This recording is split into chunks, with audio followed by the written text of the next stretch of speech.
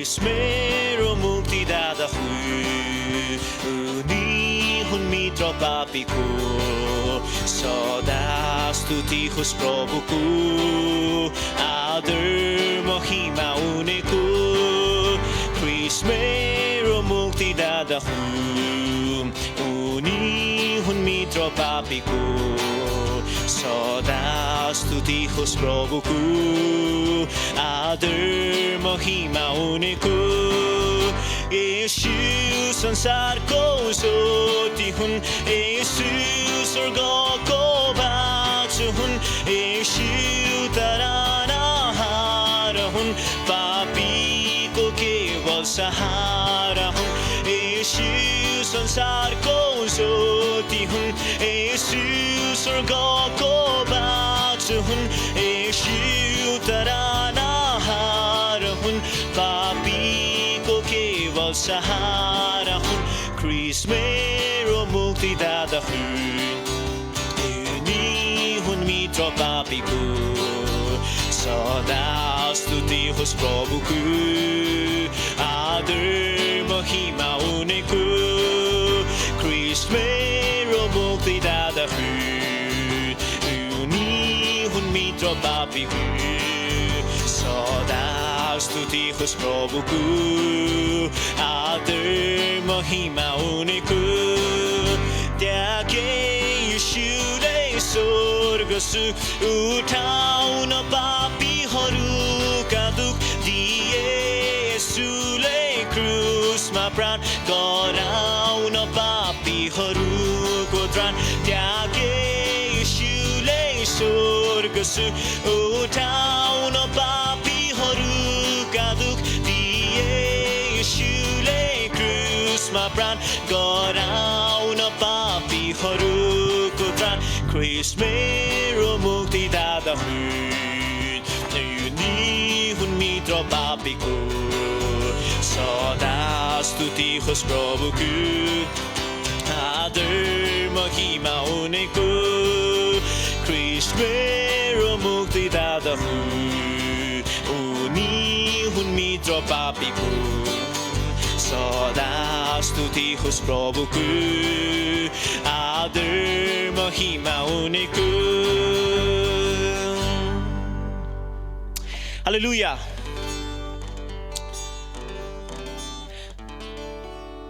साँच्चै नै अझै हामी हाम्रो परमेश्वर हाम्रो मुक्तिदाता हाम्रो राजा हाम्रो किल्ला हाम्रो चट्टानलाई आज हामी उहाँको नाउँलाई घोषणा गर्नेछौँ आज वचनले भन्दछ रोमीको पुस्तकले भन्दछ कि आज परमेश्वरले तपाईँ हामीहरूलाई विजेताहरू भन्दा पनि अझ बढ्ता तुल्याउनु भएको छ आमेन आउनुहोस् त्यसकारण आज हामीहरू गाउँदै उफ्रदै नाच्दै हाम्रो हृदयबाट हाम्रो परमेश्वरको नाउँलाई हामी उचाल्नेछौँ कारण उहाँको वचनको शक्तिले आज हामीहरू हाम्रो बन्धनहरूबाट स्वतन्त्र भएका छौँ आउनुहोस् हामी अझै उहाँको नजिक जानेछौँ उहाँको प्रशंसा गर्नेछौँ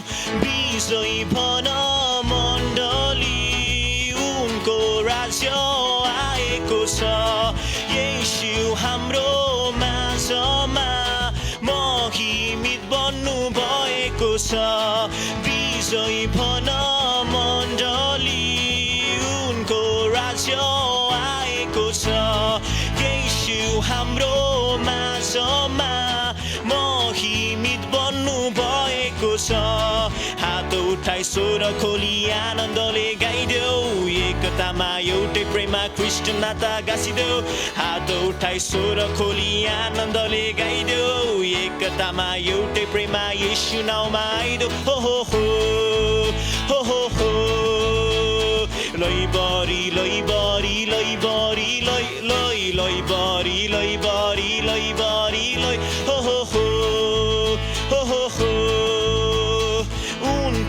वचनको शक्तिले बन्धनहरू खोलिएको छ मेरो थकित आत्माले नयाँ उमङ्ग पाएको छ उनको वचनको शक्तिले बन्धनहरू खोलिएको छ मेरो थकित आत्माले नयाँ उमङ्ग पाएको छ हाली बसाई खुट्टा हलाई आनन्दले नाचिदेऊ एकतामा एउटै प्रेममा ख्रीष्ट नाता गाँसिदेऊ ताली बजाई खुट्टा हलाई आनन्दले नाचिदेऊ एकतामा एउटै प्रेममा ख्रीष्ट नाता गाँसिदेऊ हो हो हो हो हो हो लैबरी लैबरी लैबरी लै लै लैबरी लैबरी लैबरी लै हो हो हो हो हो हो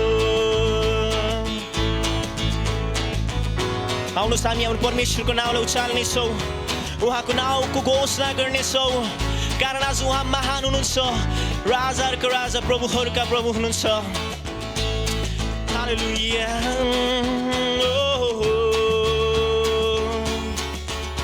साँच्चै नि आज उनको वचनको शक्तिले हाम्रो बन्धनहरू तोडिएको छ आज हाम्रो थकित आत्माले नयाँ उमङ्ग नयाँ आशा नयाँ भरोसा पाएको छ र आज हामी हाम्रो परमेश्वरको नाउँलाई उचाल्दैछौँ ओ येशू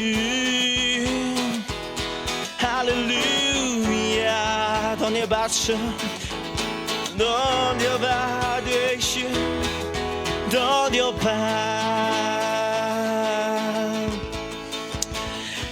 हामी यो समय घोषणा गर्नेछौँ कारण आज उहाँ प्रेमिलो परमेश्वर हुनुहुन्छ दयालु परमेश्वर हुनुहुन्छ र त्यही परमेश्वरको आज हामी घोषणा गर्नेछौँ उहाँको नाउँलाई उत्सव तुल्याउनेछौँ कारण आज हाम्रो सबै बन्धनहरू हाम्रो परमेश्वरले आज त्यो तोड्नु भएको छ आज हामीहरूलाई स्वतन्त्र गराउनु भएको छ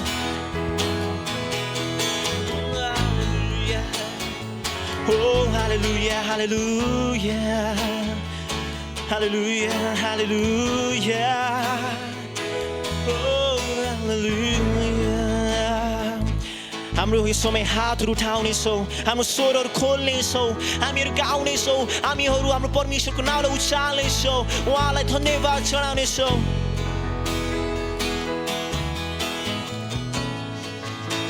oh येशू धन्यवाद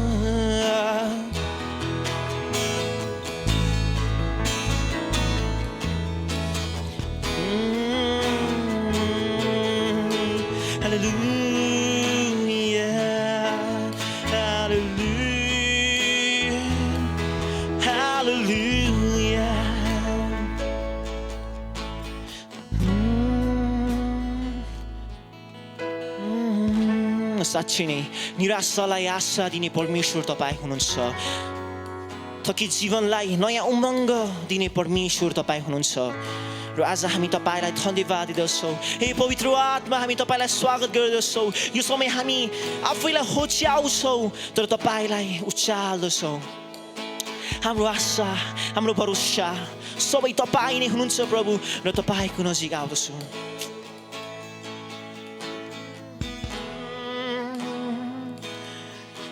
गर्न तपाईलाई आउँदैन रोकिदिन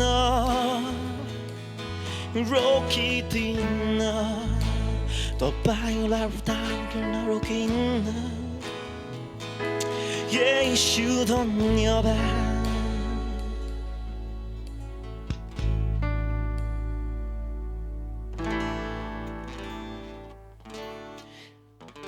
हामी अझै उहाँको नाउँलाई उचाल्नेछौँ प्रियजनहरू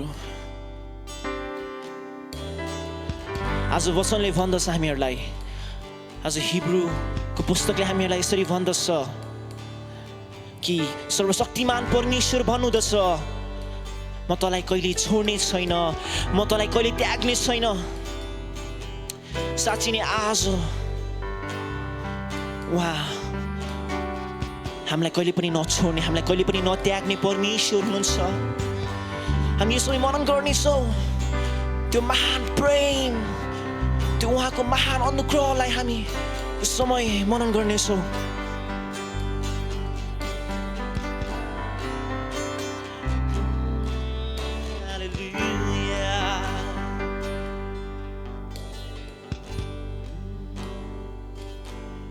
रोकिदिन गर्न तपाईलाई आराधना, म रोकिदिन गर्न तपाईलाई आराधना, आराधना,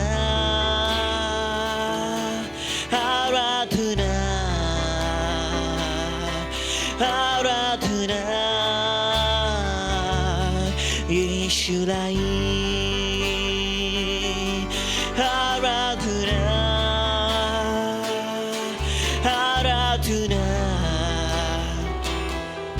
आराधना येशूलाई। आज यदि हामी याकुबको जीवनमा हेर्छौँ भने ऊ आफ्नो भाइ एसाउबाट भागेका थिए, कारण उसले आफ्नो पितासँग छल गरेका थिए र ऊ आफ्नो परिवारबाट टाढा भागेका थिए। ऊ एक्लो थियो, ऊ डराइरहेको थियो, तापनि परमेश्वरले उसलाई भन्नुभएको थियो, ए मेरो छोरा, म तँलाई कहिले त्याग्ने छैन, म तँलाई कहिले छोड्ने छैन। त्यस्तै आज म तपाईँलाई भन्दछु, यदि आज तपाईँ एक्लोपन महसुस गर्दै हुनुहुन्छ भने, थुप्रै प्रकारको सङ्कटले तपाईँलाई घेरिरहेको छ भने, तपाईँ डराउँदै हुनुहुन्छ भने आज म तपाईँलाई भन्दछु र सर्वशक्तिमान परमेश्वर भन्नुहुँदछ, ए मेरो छोरा, ए मेरो छोरी, म तँलाई कहिले त्याग्ने छैन, म तँलाई कहिले छोड्ने छैन।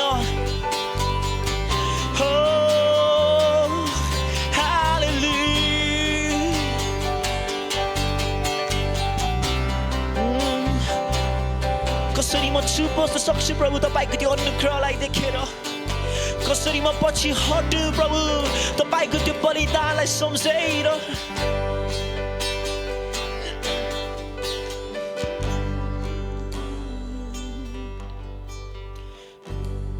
हालेलुया, पछि हटु येशू तपाईको अनुग्रहलाई देखी, कसरी म छु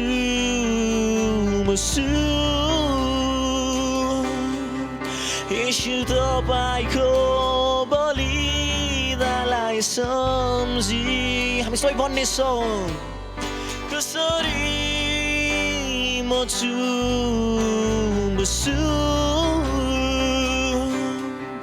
येशू तपाईको अनुग्रहलाई देखी, कसरी पछि हटु म येशू तपाईको बलिदानलाई सम्झी। रोकिदिन गर्न तपाईलाई आराधना, म रोकिदिन गर्न तपाईलाई आराधना, आराधना, आराधना, आराधना येशूलाई।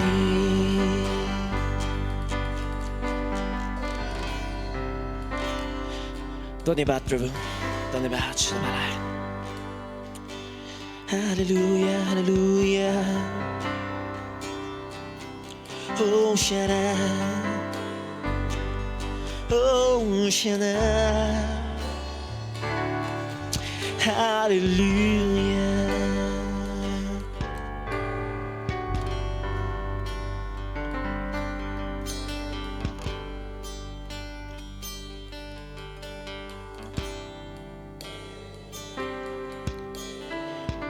प्रभु धन्यवाद छ तपाईलाई, धन्यवाद छ तपाईको प्रेमको निम्ति, धन्यवाद छ तपाईको बलिदानको निम्ति, धन्यवाद छ तपाईले सम्पूर्ण थोकहरुको निम्ति। प्रभु धन्यवाद छ।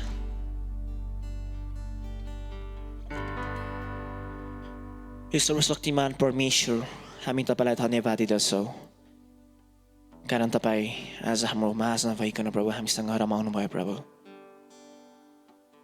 तपाईको भरपुरी, तपाईको अगुवाई, तपाईको नियन्त्रण तपाईले आज हामीलाई दिनुभयो।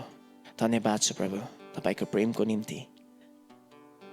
तपाईको प्रेमले सधैँभरि हामीलाई अगाडि राख्नु भएको होस्। हाम्रो हरेक परिस्थितिमा तपाई हाम्रो निम्ति हुनुहुन्छ र सधैँभरि रहिरहनु भएको होस्। धन्यवाद छ, धन्यवाद छ। हाम्रो परमेश्वरलाई महिमा, आदर, भक्ति, शक्ति सदा सर्वदा भइरहोस्। आमेन। हुन्छ, म बाँकी समय आदरणीय गुरुबालाई दिँदै म यहाँ बिदा हुन्छु। धन्यवाद।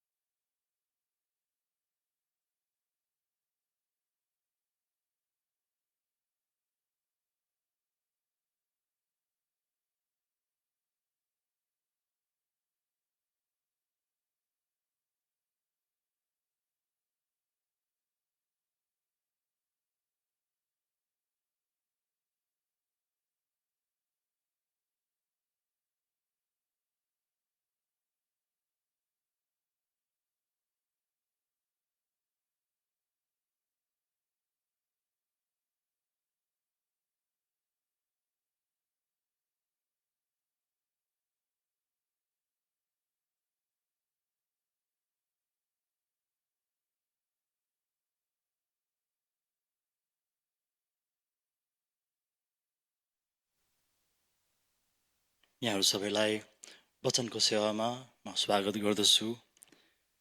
वचनमा जानुभन्दा अगाडि म आराधनामा अगुवाई गर्ने भाइहरूलाई धेरै धेरै धन्यवाद दिन चाहन्छु। साथै प्राविधिक रूपमा हामीलाई साथ दिने जो नेपथ्यमा हुनुहुन्छ उहाँहरूलाई पनि धेरै धेरै धन्यवाद दिन चाहन्छु। फेरि पनि तपाईँलाई वचनको सेवामा स्वागत गर्दै हामी जाउँ रोमीको पत्र 11 अध्यायमा। रोमीको पत्र 11 अध्यायको 25 देखि 36 सम्म हामी पढ्नेछौँ। रोमी 11 अध्याय 25 देखि 36 पद हामी पढौँ। भाइ हो, आफ्नै अभिमानमा तिमीहरू बुद्धिमान हुन खोज्छौ कि भनेर तिमीहरू यो रहस्य बुझ भन्ने म चाहन्छु कि अन्य जातिहरूका सङ्ख्या पूर्ण नभएसम्म इस्राएलीहरूको एक अंशमा कठोरता आएको छ। यसरी सारा इस्राएलको उद्धार हुनेछ। जस्तो लेखिएको छ, उद्धारक सियोनबाट आउनुहुनेछ, उहाँले याकुबबाट अधर्म हटाउनुहुनेछ। अनि तिनीहरूसँग मेरो करार यही हुनेछ, जब म तिनीहरूका पाप हरण गर्नेछु। सुसमाचारको हिसाबले त तिमीहरूका खातिर परमेश्वरका शत्रु हुन्, तर चुनावको हिसाबले चाहिँ पूर्वजहरूका खातिर तिनीहरू प्रियहरू हुन्। किनभने परमेश्वरका वरदान र बोलावट अटल छन्। किनकि जसरी तिमीहरू पनि एकपल्ट परमेश्वरको आज्ञा पालन नगर्नेहरू थियौ, तर अब तिनीहरूको अनाज्ञाकारिताले गर्दा तिमीहरूले कृपा पाएका छौ। तिमीहरूलाई कृपा देखाइएकोले गर्दा तिनीहरूले पनि कृपा प्राप्त गरून् भनी तिनीहरू अहिले अनाज्ञाकारी भएका छन्। किनभने परमेश्वरको कृपा सबै मानिसहरूमाथि होस् भनेर उहाँले सबैलाई अनाज्ञाकारितामा नै सुम्पनु भएको छ। आहा, परमेश्वरको वैभव र बुद्धि र ज्ञान कति गहिरो, उहाँका इन्साफहरू कति अगम र उहाँका मार्ग बुझ्न नसकिने। किनभने प्रभुको मनलाई कसले जानेको छ, अथवा उहाँको सल्लाहकार को भएको छ, अथवा कसले उहाँलाई कुनै उपहार दिएको छ र परमेश्वरले उसलाई फिर्ता दिनु परोस्। किनकि सबै थोक उहाँबाट, उहाँद्वारा र उहाँकै निम्ति हुन्। उहाँलाई नै सदा सर्वदा महिमा होस्। आमेन। प्रभुले हामी सबैलाई यो वचन पढाइबाट धेरै धेरै आशिष दिउन्। आउनुहोस् हामी प्रार्थना गरौँ। प्रभु, यो वचन तपाईँको प्रेरणाबाट लेखिएको हो। आज यो वचनलाई बुझ्न र बुझाउनको लागि पनि तपाईँको त्यही प्रेरणा र मध्यस्थताको माग गर्दछौँ येशू प्रभुको नामबाट। आमेन। ख्रिस्टियनहरू वास्तविक परमेश्वरको वास्तविक रहस्य जान्ने मानिसहरूमा पर्दछन्। तिनीहरूले आफूलाई चिन्दछन्, अरूलाई पनि चिन्दछन्। अझ महत्त्वपूर्ण कुरो, तिनीहरूले परमेश्वरका रहस्यमय योजनाहरू जान्दछन्, किनकि ती रहस्यमय योजनाहरू पुत्र येशूद्वारा प्रकट गर्नुभएको छ। परमेश्वरको विषयमा हामी संसारमा हुँदा नै जान्दछौँ। स्वर्ग गइराख्नु पर्दैन वा कुनै त्यस्तो प्रकारको विशेष प्रकाश पनि चाहिँदैन। उहाँले हामीलाई पुत्र येशूद्वारा सबै कुरा खुलस्त पारिदिनु भएको छ। आज हामी तिनै रहस्यहरूको विषयमा झन् गहिराइबाट चर्चा गर्न गइरहेका छौँ। गएको हप्ता हामीले हेर्दै थियौँ, रस दिने बोटमा फल नफल्ने हाँगालाई काटेर जङ्गली जैतुनको हाँगाहरूलाई कलमी गरियो अथवा जोडियो। काटिएका हाँगाहरू यहुदीहरू हुन् भने जोडिएका हाँगाहरू चाहिँ गैर यहुदीहरू हुन्। हामीले लगातार 9 अध्यायदेखि लगभग उस्तै विषयमा वचन सुन्दै आएका छौँ। वास्तवमा 9 देखि 11 अध्याय एक प्रकारले जटिल खण्डहरूमा पर्दछन्। कतिपल्ट सुन्नलाई त्यति रहर नजाग्न सक्छ, बुझाउनलाई पनि गाह्रै जस्तो देखियो। त्यसै कारण गर्दाखेरि कतिपल्ट तपाईँको ध्यान मैले खिच्न सकिरहेको नहुन सक्छ। तैपनि आज हामी 11 अध्यायको अन्तिम भागमा छौँ। मलाई विश्वास छ तपाईँलाई अलिकति वाक्क लागे पनि 12 अध्यायमा पुगेपछि चाहिँ अलि बुझ्ने खालका कुरा तपाईँले पाउनुहुन्छ। किनकि यहाँ चाहिँ घरिघरि यहुदी र अन्य जातिको कुरा गरिएको छ। के हो त्यस्तो पनि लाग्या हुन सक्छ। र यो खण्डबाट विशेष गरी 9 देखि 11 अध्यायबाट अनेक प्रकारका सिद्धान्तहरू पनि निकालेका छन्। विभिन्न प्रकारका सिद्धान्त। एउटा त यहुदीहरूलाई घृणा गर्नुपर्छ भन्ने खालका कता कता त्यस्तो खालको विचार पनि आएको देखिन्छ। पावलले तिनीहरूलाई खबरदारी दिँदछन्। अर्कोतिर चाहिँ यस्तो पनि भनाइ भेटियो कि यहुदीहरूलाई सुसमाचारको आवश्यक छैन। उनीहरूलाई यहुदीहरूले येशूलाई विश्वास नगरे पनि मुक्ति पाउँछन्। र तिनीहरूको भनाइ चाहिँ यस्तो रहेछ, हेर्नुहोस्, यहुदीहरूसँग परमेश्वरले अनन्तको करार बाँध्नु भएको कारण तिनीहरू पहिलेदेखि नै चुनिएका हुन् र तिनीहरूले मुक्ति पाउनको लागि येशूलाई प्रभु भनेर स्वीकार गर्नु पर्दैन। साथै यहुदीहरूलाई परमेश्वरले त्याग्नु भएको छैन। अब्राहमको समयदेखि तिनीहरू परमेश्वरसँगै छन् र उहाँले अनन्त करार बाँध्नु भएको छ। अनि येशू चाहिँ अन्य जातिको लागि मात्र आउनुभएको हो। यस्ता कुराहरू गर्ने गर्दछन्। यी भनाइहरूलाई साबित गर्नको लागि उनीहरूले आफ्नो अनुकूल बाइबलका खण्डहरू छान्ने गर्दछन्।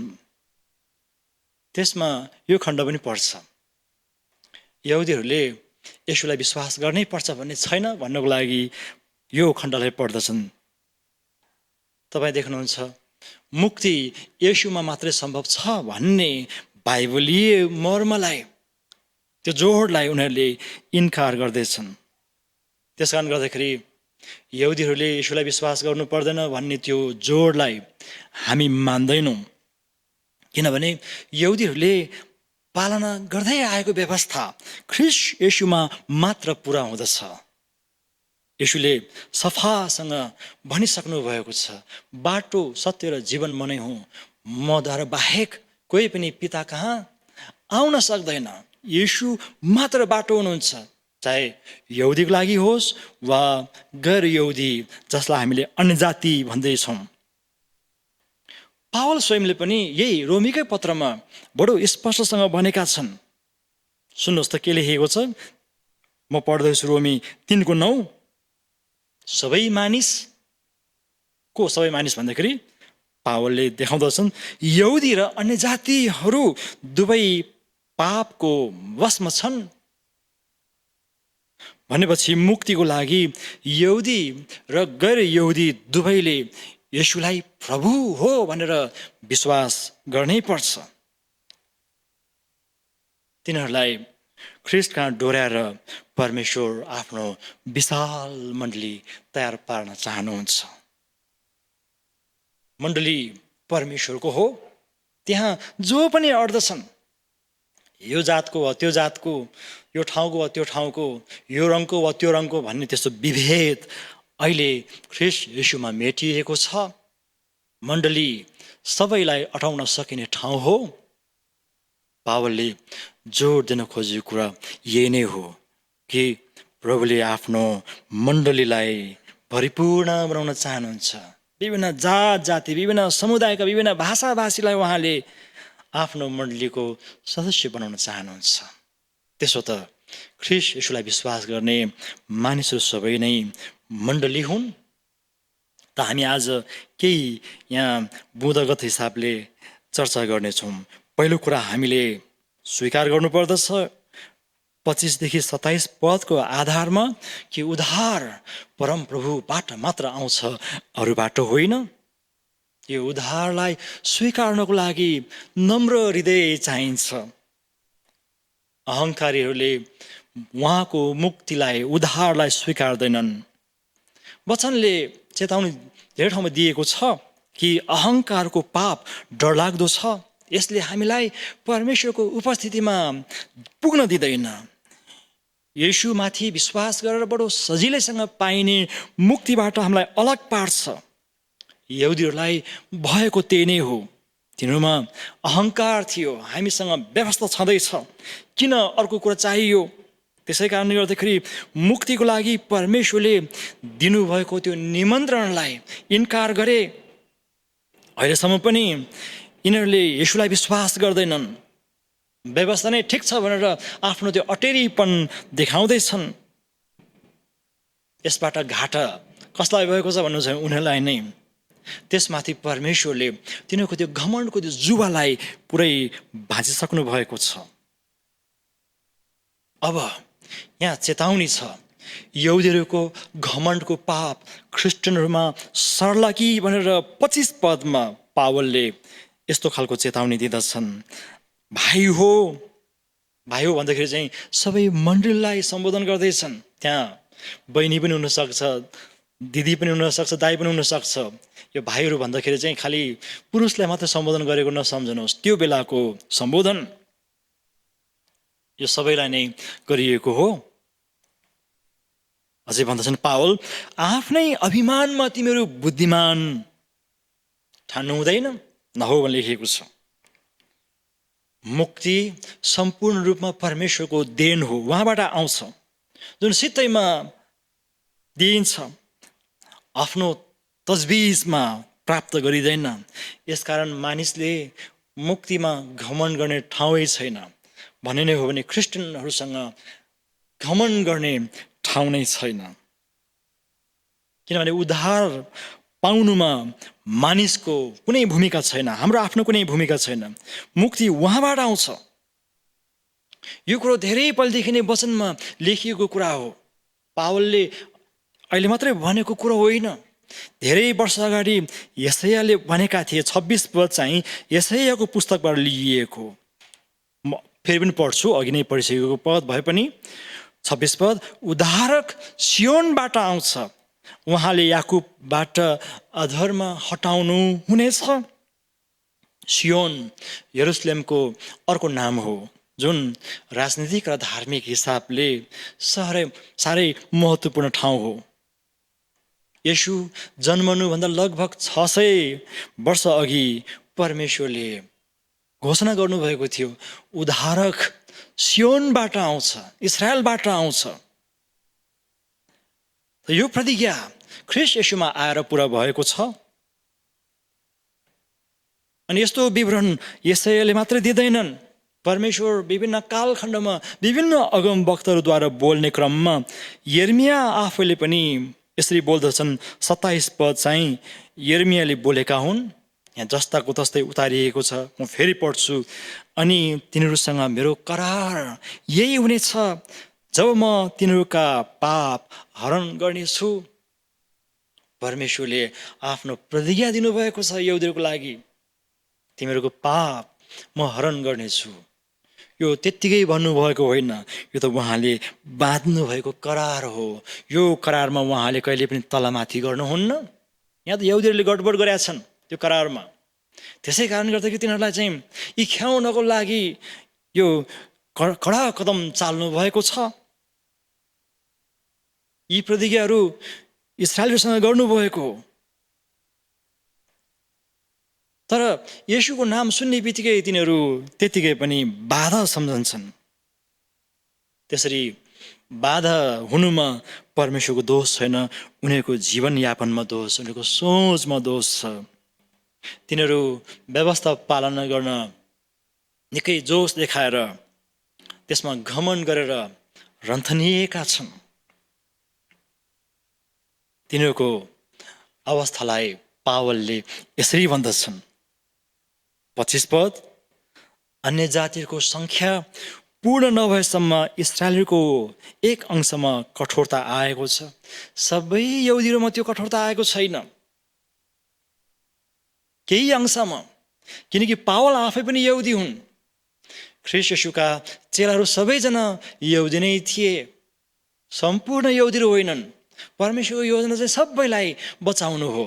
तर यस्तो एउटा अंश छ उछिटिएको जस्तो, तिनीहरू चाहिँ ख्रीष्ट येशूमा मात्र पाइने मुक्तिमा आउन चाहँदैनन्। तिनीहरूको अवस्थालाई चाहिँ हामी यो उदाहरणबाट हेर्न सकिन्छ। मानौँ परिवारमा दुईजना छोराहरू रहेछन्। जेठो छोरालाई टेबलमा राखियो र खाना दिइयो। अनि जेठो छोराले खानामा साह्रै किचकिच गर्यो। आमा वा बुवाको पालो चाहिँ उसलाई टेबलबाट हटाइदिन्छ। कुरुकुरु खानुको साटो किचकिच गरेको कारणले गर्दाखेरि हटाइदिन्छ। त्यसपछि जेठोको भाग कान्छोले दिन्छ। कान्छोले मिठो मानेर खाएको देखेपछि जेठोलाई पनि खौँ खौँ लाग्छ। एक प्रकारको त्यो इख्याउने भनेको त्यही हो। यो त एउटा उदाहरण मात्र मैले तपाईँलाई बुझाएपछि 25 पदलाई बुझाउनको लागि। तर अन्य जातिहरूले विश्वास नगर्दासम्म परमेश्वरले यहुदीहरूको हृदय कठोर पार्नुभयो। यसलाई चाहिँ हामी यसरी बुझ्नुपर्ने हुन्छ। उनीहरू ख्रीष्ट येशूद्वारा पाइने मुक्तिमा जब आलटाल गर्दै बसे, आफ्नो घमण्ड देखाउँदै बसे, तब परमेश्वरले आफ्नो मुक्तिको कामलाई उनीहरूको कारणले रोक्नु भएन, त्यसलाई अगाडि बढाउनु भयो। त 9 देखि 11 अध्यायमा यहुदी र अन्य जातिको विषयमा बताउनको लागि, त्यही कुरा बताउनको लागि पावलले धेरै मेहनत गर्दैछन्। अनि रोमको मण्डलीको अवस्थालाई पनि हामीले बुझ्ने प्रयास गर्नुपर्ने हुन्छ। त्यहाँको परिवेश कस्तो थियो, सायद यसरी बुझ्न खोज्दाखेरि चाहिँ हामीलाई यो खण्ड बुझ्न अलि मद्दत होला। रोमको मण्डलीमा कता कता यहुदी भनेर चिनिने ख्रिस्टियनहरू पनि थिए भने, अर्को चाहिँ अन्य जाति समुदायबाट आएका गैर यहुदी समाजबाट आएका ख्रिस्टियनहरू पनि थिए। यस्तो खालको चाहिँ इतिहास पढ्न पाइन्छ कि ईस्वी सम्वत 49 रोमबाट सम्राट क्लौडियसले यहुदीहरूलाई निकालिदिए, किनभने सहरमा साह्रै कचिङ्गल मचाउँदो रहेछन् यहुदीहरूले। अनि सहरबाट यहुदीहरूलाई निकालिँदा ख्रिस्टलाई विश्वास गर्ने यहुदीहरू पनि परे। त्यो अवस्थामा त्यहाँ गैर यहुदी मात्रै मण्डलीमा बाँकी रहे, किनकि सबै यहुदीहरू त्यहाँबाट निष्कासित भएको थियो। लगभग 5 वर्षपछि ती निष्कासनमा परेका यहुदीहरू फर्के। सम्भवतः ती फर्कनेहरूमा विश्वास गर्ने यहुदीहरू पनि थिए। तर 5 वर्षको अवधिलाई हेर्दाखेरि त्यहाँ मण्डलीमा पुरै परिवर्तन आइसकेको थियो। हिजो अस्ति वा 5 वर्ष अगाडिको कुरा गर्दाखेरि त्यहाँ यहुदीहरू त्यहाँ मण्डलीका अगुवा थिए भने 5 वर्षको अवधिमा चाहिँ अन्य जाति भनेर चिनिने ती समुदायबाट आएका अगुवाहरूले मण्डलीमा सेवा गर्दै थिए। कता कता ती यहुदीहरू विश्वासीहरू फर्केर आउँदाखेरि अन्य जाति समुदायबाट आएका क्रिस्चियनहरूले अलि व्यवहार ठिक गरेन कि भन्ने खालको त्यो यस्तो खालको चाहिँ इतिहास पढ्न पाइन्छ। कता कता तिमीहरू को हौ र भनेर चाहिँ प्रश्न सोधेको कारणले गर्दाखेरि मण्डलीमा अलि गोलमाल भएको देखिन्छ, त्यसलाई मिलाउनु पर्ने भयो। त्यसै कारणले गर्दाखेरि यो पत्र लेखिएको हो। समस्या चाहिँ हेर्नुहोस्, मण्डलीमा जहिले पनि हुने गर्दछ। यो इतिहास सही नै हो भने हुन त तपाईँले यही कुरो प्रेरित 18 अध्यायमा पनि त्यसको झलक पढ्न पाउनुहुन्छ। त मण्डलीमा भएको समस्या यो नै हो भने हामीले ख्याल गर्नुपर्ने हुन्छ। जब मण्डलीमा समस्या आउँदछ तब त्यसलाई सम्बोधन गर्नैपर्छ हामीले। मण्डली कहिल्यै पनि सिद्ध ठाउँ होइन। त्यहाँ जब जब समस्या आउँदछ तब समाधान गर्नै पर्ने हुन्छ। मण्डली भनेको समस्या आउने ठाउँ हो। समस्या आउँछन्, त्यो ठुलो कुरो होइन, तर समाधान गर्नु चाहिँ धेरै ठुलो कुरा हो। हेर्नुहोस्, यहाँ चाहिँ कता कता जातीयताको कुरो लिएर समस्या खडा भएको देखिन्छ। त्यसै कारणले पावलले बडो कडासँग भन्नु परेको छ। कता कता हाम्रै नेपाली मण्डलीको चित्र पनि तपाईँले यहाँ देख्न सक्नुहुन्छ। धेरैपल्ट वर्ग वा जाति वा यो ठाउँको त्यो ठाउँको यस्तो वा उस्तो भनेर चाहिँ विभाजन हुने गर्दछन्। पावलले तिनीहरूलाई सम्बोधन गर्दैछन्। यतिखेर हामीले सिक्नुपर्ने बडो महत्त्वपूर्ण कुरा यहाँ छ प्रिय मित्रहरू। मण्डलीमा हामीले कतिपल्ट चाहिँ तिमी को हौ र भन्ने त्यो सोचलाई काम गर्न दिइरहेका हुँदछौँ। यसले विभाजन ल्याउँछ। एकले अर्कोलाई सहेर मात्र मण्डली बलियो हुँदछ। सहनुको अर्थ चाहिँ उसले नराम्रो गरे पनि सहनुपर्छ भन्न खोजेको होइन। सहनुको अर्थ उसलाई बलियो हुने मौका दिनु हो। धेरै जसो मण्डली फुट्नुमा मानिसको अहङ्कारले काम गरेको हुन्छ। हामीले घमण्ड गर्नुपर्ने कारण केही पनि छैन। मण्डलीको सन्दर्भमा भन्नुपर्दाखेरि तपाईँ मण्डलीमा के विषय लिएर घमण्ड गर्नुहुन्छ? मसँग यत्रो धन छ भनेर घमण्ड गर्नुहुन्छ कि मैले यति धेरै पढेको छु भनेर घमण्ड गर्नुहुन्छ कि तपाईँको बल बुद्धिमा केमा घमण्ड गर्नुहुन्छ? हो, हामी घमण्ड गर्छौँ। जब हामी घमण्ड गर्छौँ तब त्यसले मण्डलीलाई जोखिममा पारिरहेको हुन्छ। घमण्ड गर्नुपर्ने कुरा केही पनि छैन। पावलले चाहिँ मुक्तिको विषयमा कुरा गर्दछन्। हामी आफैले कमाएका होइनौँ मुक्ति, परमेश्वर आफैले नै हामीलाई दिनुभएको सित्तैमा। हामी योग्य भएर पाएका पनि होइनौँ। हामी अयोग्य हुँदा हुँदै पनि उहाँले मुक्ति दिनुभयो। त्यसै कारणले गर्दाखेरि त्यो मुक्तिमा रमाउनु पर्ने हुन्छ। र मुक्तिमा रमाउने एउटा विश्वासीले कहिल्यै पनि अरूलाई खसाल्ने काम गर्दैन, बरु उचाल्ने काम गर्छ। हामीले मण्डलीमा के गरिरहेका छौँ प्रिय मित्रहरू, एकछिन ख्याल गरौँ। कतै आफ्नो सर्वोच्चतालाई देखाएर अरूलाई होच्याइरहेका त छैनौँ? यो हामीले जाँच्नुपर्ने कुरा हो। दोस्रो र महत्त्वपूर्ण कुरा हामी हेर्दछौँ, हाम्रो र परमेश्वरको बीचको शत्रुता मेटिएको छ। 28 देखि 32 पदलाई एकछिन सँगै राखेर हेरौँ।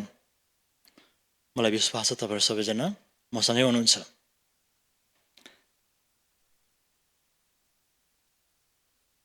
मानव जाति स्वभावैले परमेश्वरका शत्रु हुन्।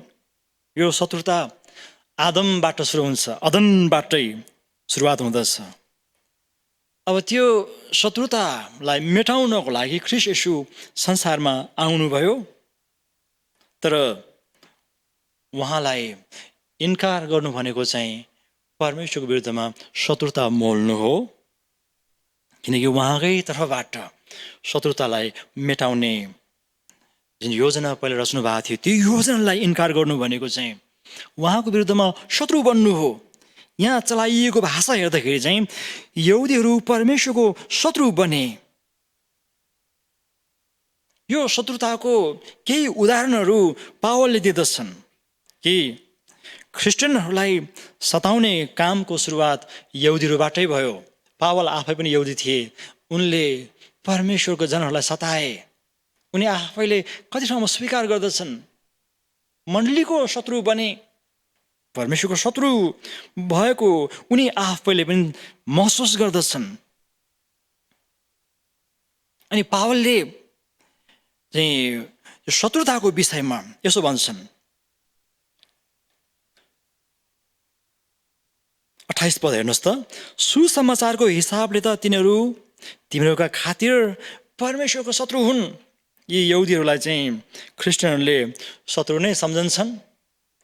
हामीले सुन्यौँ कि यहुदीहरूले नै सबैभन्दा पहिला ख्रिस्टियनहरूलाई सताउन सुरु गरेका हुन्, पछि मात्रै रोम सरकारका शासकहरूले सताएका हुन्। यहाँ जोड दिँदैछन् पावलले कि परमेश्वरको विरुद्ध कसैले पनि शत्रुता मोल्न सक्दैनन्। कोही पनि उहाँको शत्रु भएर बडो आरामसँग बाँचेको उदाहरण तपाईँले कहीँ पनि देख्नुहुन्न, बाइबलमा त्यो देख्नुहुन्न। त्यति मात्र होइन, इतिहासमा पनि, हाम्रै समकालीन इतिहासमा पनि परमेश्वरका जनहरूलाई दुःख दिने, उहाँको शत्रु भएर जिउनेहरू कोही पनि आरामसँग बाँच्न सक्दैनन्। तैपनि उहाँ चाहिँ एकदमै आक्रामक भएर तिनीहरूलाई दण्ड दिनुहुन्न, किनकि दण्ड उहाँको प्राथमिकतामा पर्दैन, बरु उहाँको कृपा चाहिँ प्राथमिकतामा पर्दछ, प्रेम प्राथमिकतामा पर्दछ। प्रेम गर्दा गर्दै, कृपा देखाउँदा देखाउँदै पनि विश्वास गर्दैनन् भने त्यसपछि चाहिँ उहाँले आफ्नो दण्डको त्यो आज्ञा चलाउनुहुन्छ। परमेश्वर क्रूर हुनुहुन्न। देख्नुहोस् तपाईँ कि परमेश्वरले इस्राएललाई आफ्नो शत्रु सम्झेर दण्ड दिनुभयो त? के हदसम्म दण्ड दिनुभएको छ, तर उहाँले नासै पार्नु भएको छैन। तिनीहरू चुनिएको जाति हुन् भनेर परमेश्वरले ठिकै छ, चुनिएको जाति हुन्, यिनीहरूले अलिअलि पाप गरे पनि ठिकै छ, अलिअलि अनैतिक देखाए पनि केही फरक पर्दैन भनेर उहाँले तिनीहरूलाई त्यस्तो प्रकारको छुट दिनु भएन।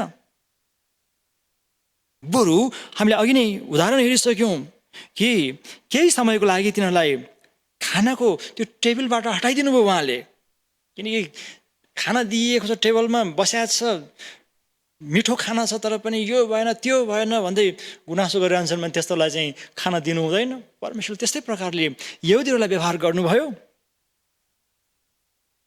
तैपनि हामीलाई थाहा छ उहाँले दण्ड मात्र चलाउनुहुन्न, प्रेम चलाउनुहुन्छ। प्रेम उहाँको प्रमुख शर्त हो। दण्ड प्राथमिकतामा आउँदैन, प्रेम पहिला, त्यसपछि प्रेमलाई स्वीकारेन भने चाहिँ उहाँले गर्नुपर्ने काम गरेरै छाड्नुहुन्छ, टेबलबाट हटाइदिनुहुन्छ, त्यो टेबल नै पल्टाइदिनु दिन सक्नुहुन्छ। त परमेश्वरमा दण्ड र प्रेमको सन्तुलन छ। यही कुरालाई 28 पदको अन्तिम भाग हेर्नुहोस् त, चुनावको हिसाबले चाहिँ पूर्वजहरूका खातिर तिनीहरू प्रिय हुन्, परमेश्वरले तिनीहरूलाई शत्रु सम्झनु भएको छैन। अहिले पनि यिनीहरूको लागि उहाँले मुक्तिमा प्रवेश गर्नलाई ढोका खुला राखिदिनु भएको छ। त्यो ढोका खुला राख्नु आवश्यक पनि थियो, किनभने यहाँ लेखिएको छ परमेश्वरको बोलावट र वरदान अटल छन्। हामीलाई थाहा छ परमेश्वरले अब्राहमसँग करार बाँध्नुभयो। त्यो करार तपाईँलाई थाहा छ, तँलाई म आशिष दिनेछु, तँद्वारा नै पृथ्वीका सबै कुलले आशिष पाउनेछन्। वास्तवमा परमेश्वरले अब्राहमलाई अगाडि राखेर भन्नुभएको हो। उनको जीवनमा पुरा हुनु नै थियो एउटा कुरो भने उनको सन्तान यति धेरै फैलन गइरहेको थियो, हरेकले आशिष पाउन गइरहेका थिए। उहाँले धेरै पहिले नै यो प्रतिज्ञा दिइसक्नु भएको थियो। अब यो प्रतिज्ञा उहाँले पुरा गर्नु भएन भने उहाँ झुट ठहरिनुहुन्छ। उहाँले कहिल्यै पनि आफूलाई झुट ठहरिन दिनुहुन्न, किनकि उहाँमा झुट भन्ने कुरो छँदै छैन। बरु मानिसले उहाँका प्रतिज्ञाहरू बिर्सन सक्दछन्, तर उहाँले बिर्सन्नुहुन्न। तपाईँलाई थाहा छ, जब इस्राएलहरू मिश्र देशमा थिए, लगभग 480 वर्षपछि, वा लगभग भनौँ 400 नै भनौँ, 400 वर्षपछि उहाँले आफूले गर्नुभएको प्रतिज्ञालाई सम्झनुभयो र इस्राएलहरूलाई उद्धारको लागि चाँजो मिलाउनु भयो। यस कारण गर्दाखेरि परमेश्वर कहिले पनि कठोर बन्न सक्नुहुन्न। उहाँ प्रतिज्ञा पुरा गर्ने प्रभु हुनुहुन्छ। यहाँ चाहिँ लेखिएको छ, यी यहुदीहरू केही समयको लागि मात्रै बागी भएका हुन्, तर तिनीहरूले विश्वास गर्नेछन्। विश्वास यति ठुलो कुरा हो कि यसले सबै कुरा बदल्छ। एक समय अन्य जाति भनेर चिनिनेहरू जो गैर यहुदी हुन्, तिनीहरू अनाज्ञाकारिताको कारण क्रोधको सन्तान भएका थिए। तिनीहरूको अनाज्ञाकारिताले गर्दा तिनीहरू कृपा पाउन योग्यको भयो भने अब त्यो अनाज्ञाकारिता ठ्याक्कै जुन चाहिँ अन्य जातिमा थियो अहिले यहुदीहरूमा देखिएको छ। घोर अनाज्ञाकारी हुँदा पनि अन्य जातिहरूमाथि दण्डको साटो कृपा मिलेको देखेर यहुदीहरूले पाठ सिकुन् भन्ने त्यो एउटा वास्तवमा पाठ सिकाउँदै हुनुहुन्थ्यो। यहाँ हामी देख्दछौँ परमेश्वर जसरी अन्य जातिप्रति कठोर हुनु भएन, त्यसरी नै यहुदीहरूप्रति पनि कठोर बन्नुहुन्न, किनकि उहाँ कृपाको धनी हुनुहुन्छ।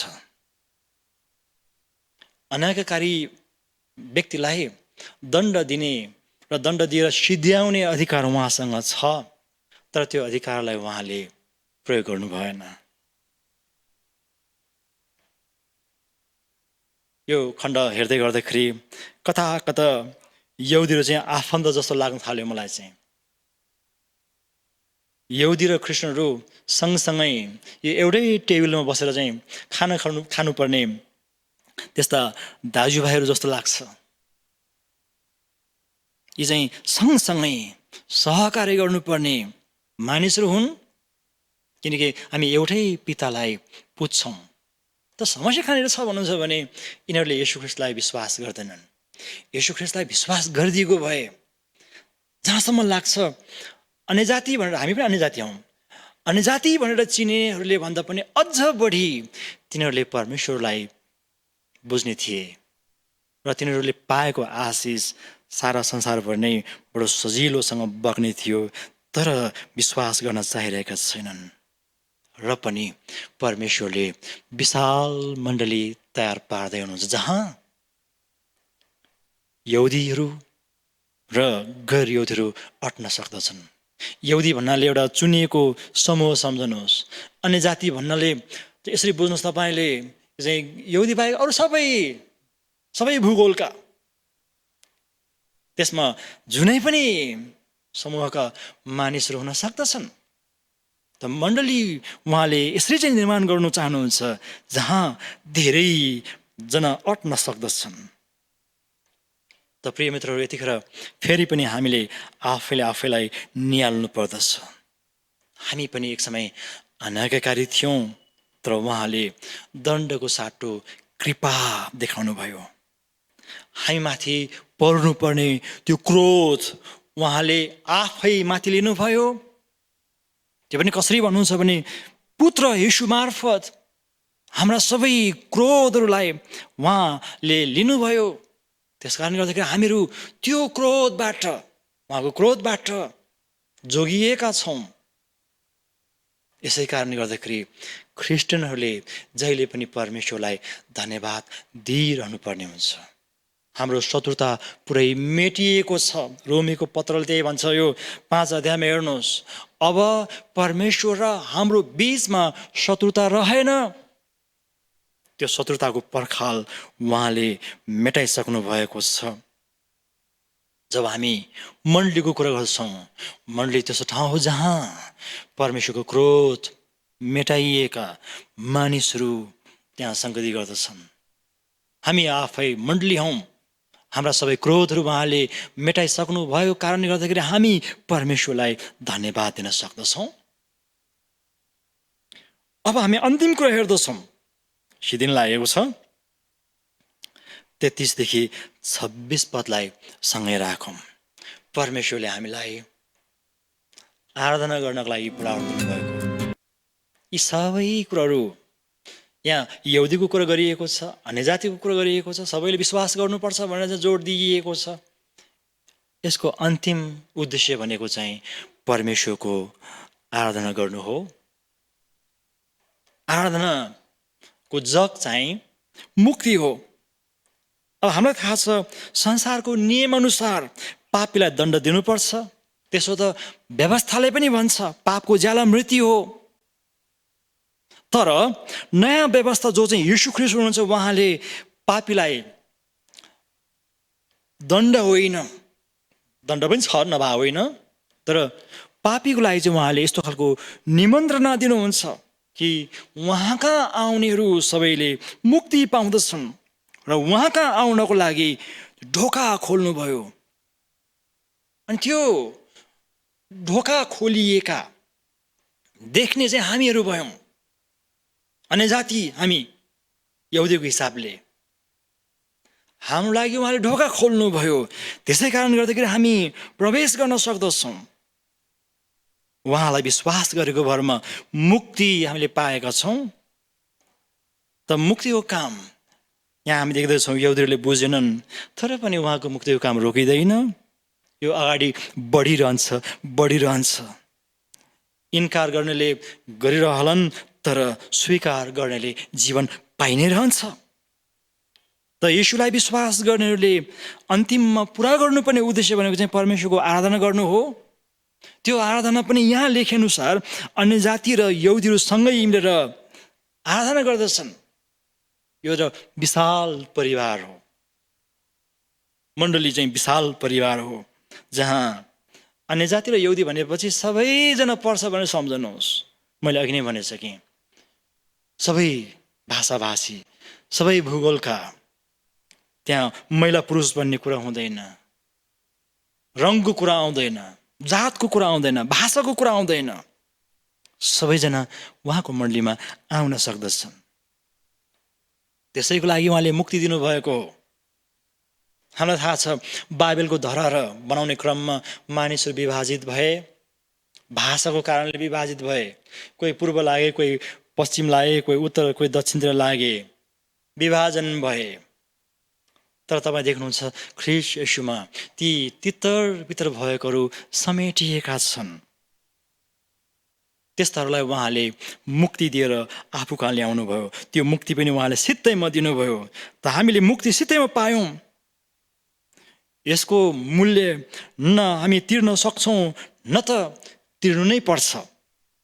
यसलाई तिर्न सक्ने भए सायद हामीले गर्व गर्ने थियौँ, घमण्ड गर्ने थियौँ। यो त मैले पाएको, मैले प्राप्त गरेको, यसरी चाहिँ घमण्ड गर्ने थियौँ। मुक्तिको सम्बन्धमा कुनै पनि क्रिस्चियनले त्यसरी घमण्ड गर्न सक्दैनन्। यसको मोल तिर्न सकिँदैन। जसकारण हामी जीवनभरि उहाँप्रति धन्यवादी भएर बिताउनु पर्ने हुन्छ। यसको अर्थ यो हो कि हामीले आराधना गरेर जीवन बिताउनु पर्ने हुन्छ। म फेरि पनि भन्छु, हाम्रो आराधनाको जग पापबाट मुक्तिको अनुभव हो। तपाईँले त्यो अनुभव गर्नुभएको छैन, तपाईँले मुक्ति पाउनुभएको छैन भने तपाईँ आराधक हुँदै होइन। हाम्रो आराधना तामझाम एकदमै सजिलो हुन सक्छ, तर त्यहाँ मुक्ति जोडिएको छैन, त्यहाँ मुक्तिको अनुभव गरेको छैन भने सायद हामीहरू देखाउने मानिस मात्र बन्दछौँ। हाम्रो आराधनाको मुख्य जग भनेको चाहिँ पापबाट उद्धार पाएको अनुभव हो। त्यो अनुभवलाई हामी व्यक्त गरिरहन्छौँ, जीवनभरि नै हामी गरिरहन्छौँ आराधना। एउटा क्रिस्चियनले शरीरमा छौन्जेल, संसारमा छौन्जेल आराधना गरिरहेको हुनुपर्दछ। उसले मुक्ति पाएको छ भने। आराधना गर्दैन भने चाहिँ उसले मुक्ति पाएको छैन भनिदिए पनि केही फरक पर्दैन। परमेश्वरले आराधना गर्ने एउटा समुदाय तयार पार्दै हुनुहुन्छ यहाँ, जहाँ यहुदी र गैर यहुदीहरू हुँदछन्। तिनीहरूले गाउने भजन हेर्नुहोस् त, यहाँ एक प्रकारले भन्यो भने चाहिँ आराधना कसरी गरिन्छ भन्ने कुराको एउटा नमुना दिइएको छ। 33 पद अघि पनि हामीले पढ्यौँ, 33 कि 34 फेरि पढ्छु म। हेर्नुहोस् त, आराधनाको अनुभव यसरी चाहिँ व्यक्त गर्नुपर्ने रहेछ। आहा, यो देख्नुहोस् तपाईँले, आहा होइन चाहिँ आहा भनेर पढ्नुपर्ने हुन्छ।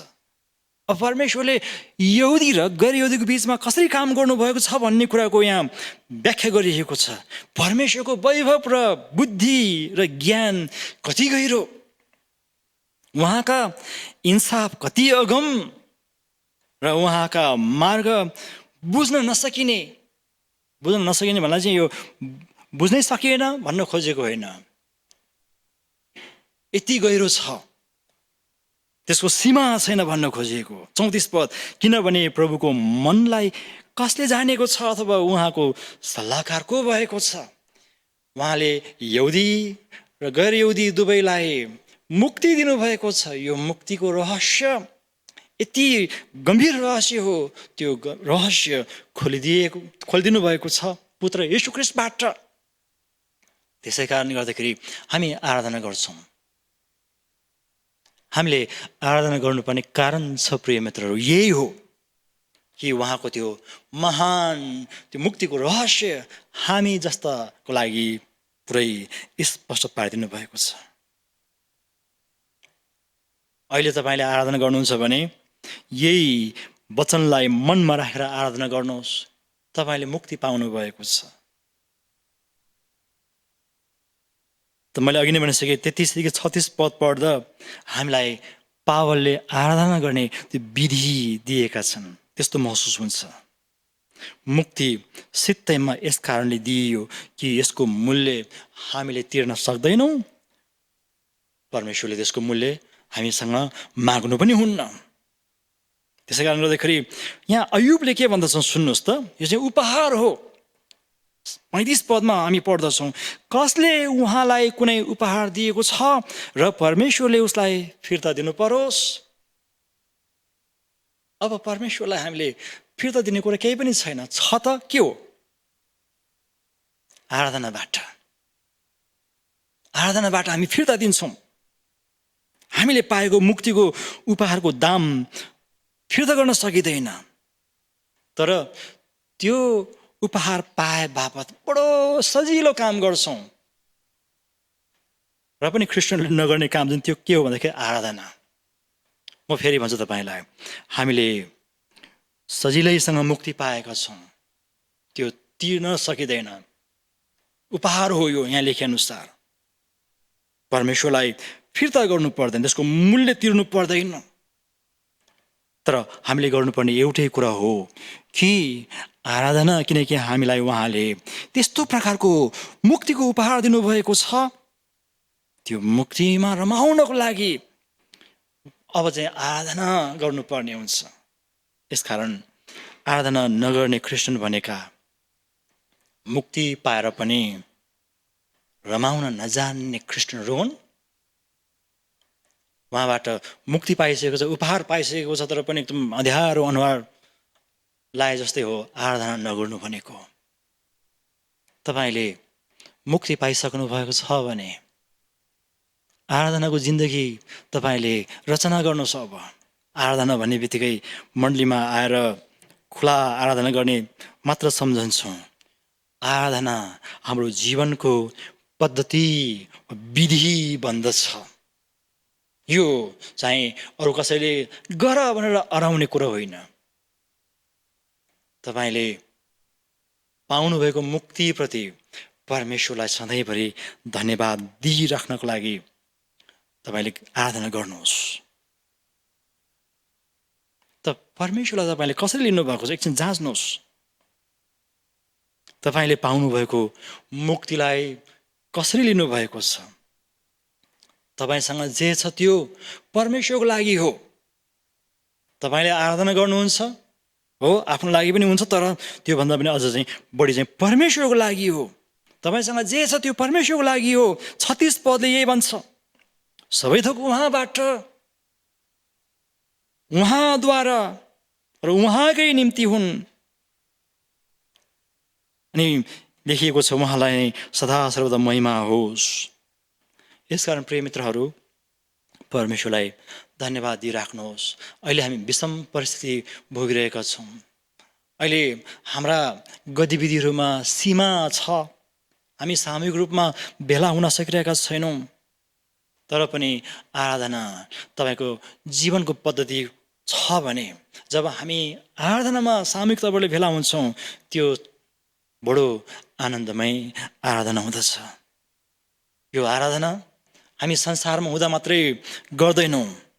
संसारमा हुँदाखेरि त हामी थोरै सीमामा बाँधेर गर्छौँ, तर हामी वचनमा पढ्दछौँ। जब हामी उहाँ कहाँ पुग्नेछौँ, हाम्रो मुख्य काम नै आराधना हुनेछ परमेश्वरको सामु। त्यति मात्र होइन, त्यहाँको विषयमा धेरै कुराहरू व्याख्या गर्न सकिँदैन, तर पनि हामी यो जान्दछौँ, जब हामी संसारमा आराधना गर्न जान्दछौँ, तब यो त एउटा अभ्यास जस्तो मात्रै हो। अनन्तको आराधनामा सामेल हुनको लागि यो अभ्यास हो।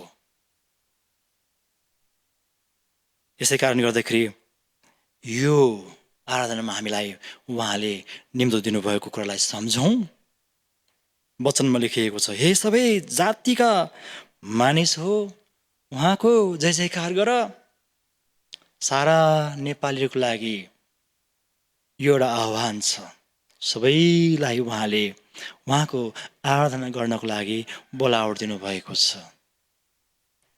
तपाईँले मुक्ति पाइसक्नु भएको छ, आराधना गर्नुहोस्।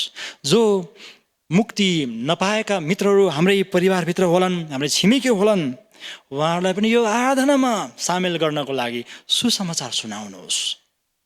त्यो अभिभार तपाईँलाई उहाँले दिनुभएको छ, किनकि उहाँले विशाल मण्डली तपाईँद्वारा खडा गर्न चाहनुहुन्छ। प्रभुले हामी सबैलाई यो वचनबाट धेरै धेरै आशिष दिउन्। धन्यवाद।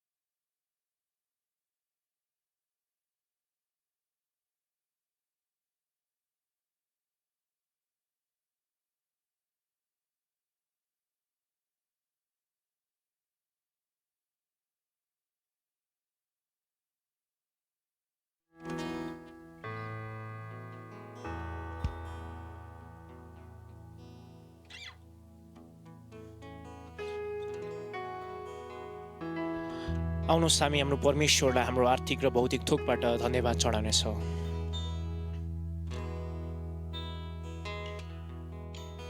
स्तुति आराधना माथि जानेछ, आशिष लिएर तल आउनेछ। स्तुति आराधना माथि जानेछ, आशिष लिएर तल आउनेछ।